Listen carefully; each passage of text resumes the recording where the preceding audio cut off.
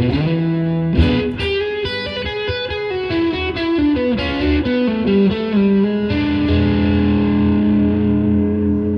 I'm Anthony from bestbluesguitarlessonsonline.com, and in this video we will learn how to play rhythm and lead guitar at the same time. So how to weave licks into chords is a topic that is really cool to get into for your guitar playing. It will do wonders. But we will have to look at some of the fundamentals of how chords and scales go together. So here's an example of what we'll do.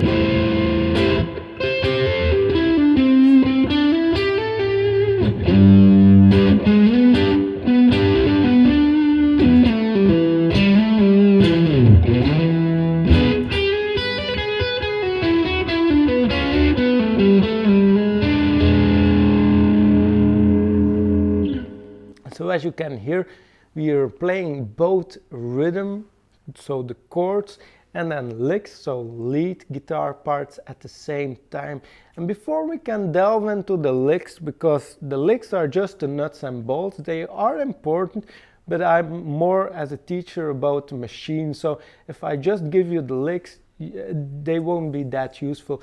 It's more useful if you learn what's behind it. So we need to be able to connect scales with chords, and the way in which we do this is we start with the chord. For instance, here the A minor 7 chord.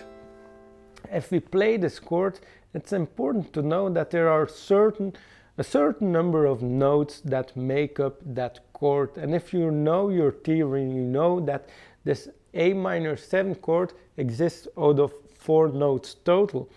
And if we want to connect this with scalar playing, so playing scales, we need to know how to go from chords to scales. And if you know about arpeggios, a chord is essentially an arpeggio if it's played note by note. So if we play the 4 notes of the A minor 7 chord, note by note, we almost have a scale because it's a 4-note chord and played in an arpeggio note by note. It's almost sounds like a scale. And if you know about the pentatonic scale, where we are playing 5 notes, we can easily just add 1 note to that chord, to the arpeggio, and then we have the pentatonic scale.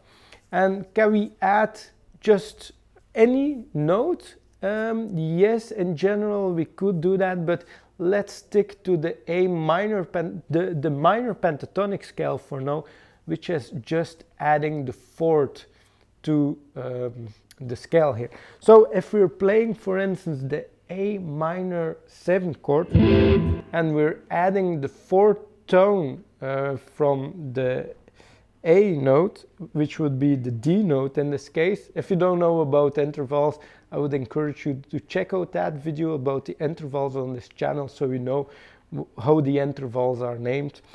But if you know what the 4th is, so it would be the D note in this case, and we're adding this D note to this chord to get the A minor pentatonic scale.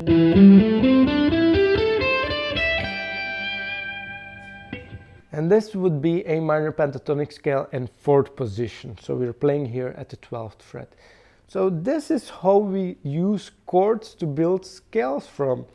And we can do the same thing with the G major chord. If we're playing the G major chord, which is basically a triad, so we're playing 3 notes in that chord, we need 2 more notes, to derive a scale from that chord.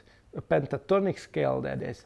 So in this case, we would take the 2nd and the 6th to derive the major pentatonic scale from that chord. So we're playing G major pentatonic here over. You can play it in any position, but I like to play it here in the box position at the 12th fret. So again, we use the chord tones and added 2 more notes to form a pentatonic scale with the same name as the chord, the same chord quality. So it's G as the name and the chord quality is major. So if you're adding two particular notes, we need to know which notes, of course. Then we have the G major pentatonic scale. And for now on, if you don't know about chord formulas and scale formulas, you can just follow the tab, of course, here. Let's do the same for the E7 chord. And in this case, again, we're playing 4 notes, so we only need to add one other note to get a pentatonic scale. And we could add any note because we can play more exotic pentatonic scales by, instead of going from A minor 7 to the minor pentatonic scale, we could have gone to, for instance, suspended pentatonic scale, but this is a whole other topic. This scale we will derive from the E7 chord. We will build on the chord tones from the E7 chord as the E dominant pentatonic scale. And it only needs one other note, so we're using the second note on top of the root note of the chord, which is also called the ninth, because if we're playing in this case the F sharp, it's the second note of the scale. But also if you go an octave higher, we could use the ninth as the name of that tone as well, so that's used a lot. So the E7 chord is tied together here in this case with the E dominant pentatonic scale. And it's a really cool scale to use. Not a lot of knowledge is out there about the scale, but a lot of great guitarists use it, and they're playing over these dominant 7 chords. Stevie Ray Vaughan used a lot of this dominant pentatonic scale stuff, and here we're playing it over these chords. So a great exercise here is to play a chord and then play the corresponding scale that we just built from the chord tones here right next to it.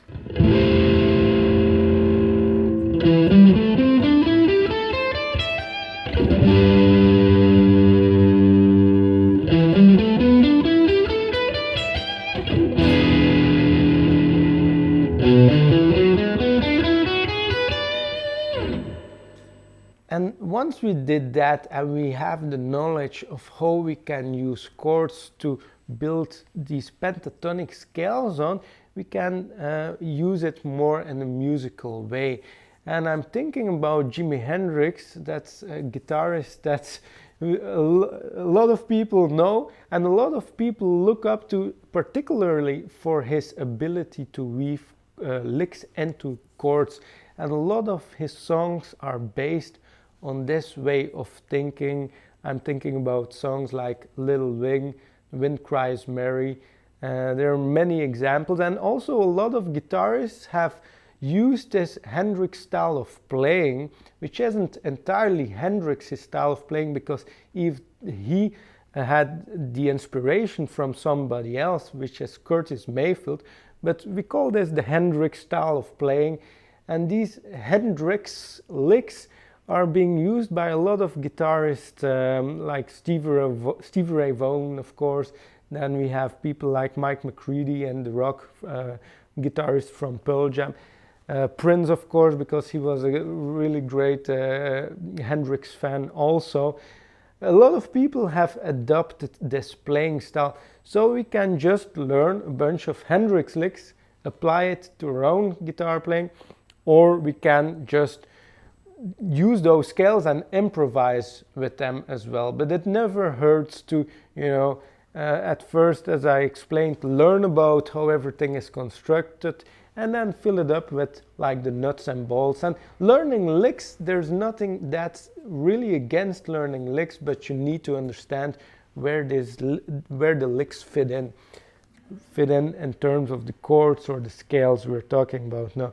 But here are some examples of typical Hendrix licks that we can play over, for instance, this minor 7 chord.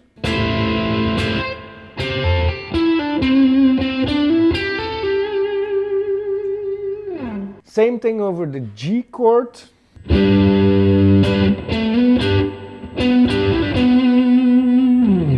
And this is a lick that's really reminiscent to the song by Pearl Jam, the Yellow Ledbetter song. And over the E7 chord, this is also a lick we could play.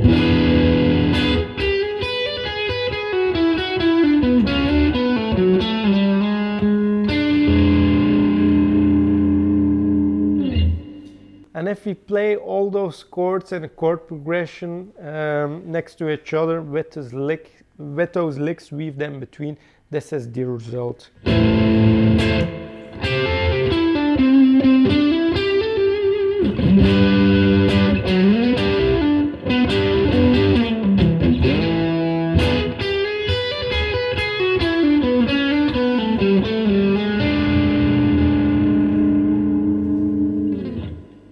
So as you can see, this is a really cool playing style to learn how to combine chords and scales. It's really something that's used in a lot of styles, from rock to funk to blues, and it pays to learn this style. And let me know in the comment section of this video if you like this and how you approach this yourself, if you have questions of what your experience is with this. And also pay a visit to the website bestbluesguitarlessonsonline.com, where you will find a free ebook where we do the same for blues chords. So we will talk about blues chord phrasing and that free to download ebook.